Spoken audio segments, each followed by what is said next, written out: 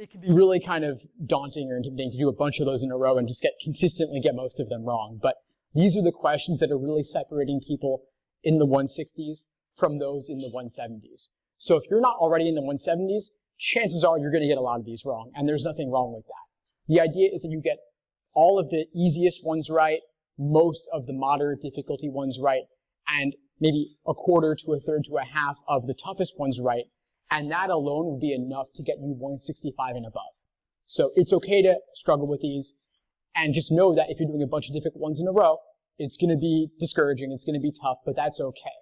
The benefit of focusing on tough questions primarily is that you're getting lots of them wrong. Mistakes are good because if you get things right, you're not really learning anything. Really, the goal of doing questions is not simply to get great scores and feel good about them. The reason to do tough questions is that you are seeing yourself fall for tricks now. And the benefit of falling for the tricks now is that you won't fall for them in the future. So definitely worth spotting the patterns in your mistakes as part of your review process.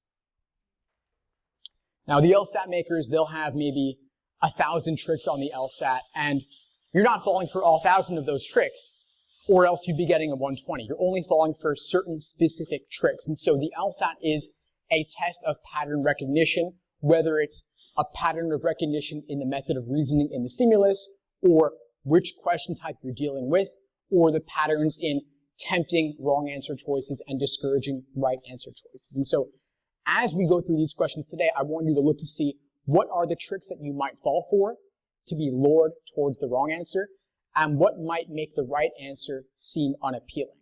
This is what you want to do now in class when we're going through these relatively untimed, and then on your own as part of your review process as you're looking to analyze it. Either you're writing out your thought process or you're talking it out with a friend, a study partner, a coach or tutor, a study group. It's really important to get this out of your head, because when you're in your head, it's too easy to look at the right answer and say, oh yeah, I get it now, and then move on. So I want you to slow down and take the time. And let's say people talk to me, they're saying they're doing 2 exams a week, 3 exams a week. That's way too much. That does not give you sufficient time to review. Because if you are going through a single practice test, that's 5 sections already, that's about 125 questions, chances are you're going to get at least 15, 20 of those wrong at a minimum. And then there's going to be another 15 or so that you guessed on and got lucky, or you were not 100% confident on. So already, that's giving you 30, 35 questions that are worth reviewing.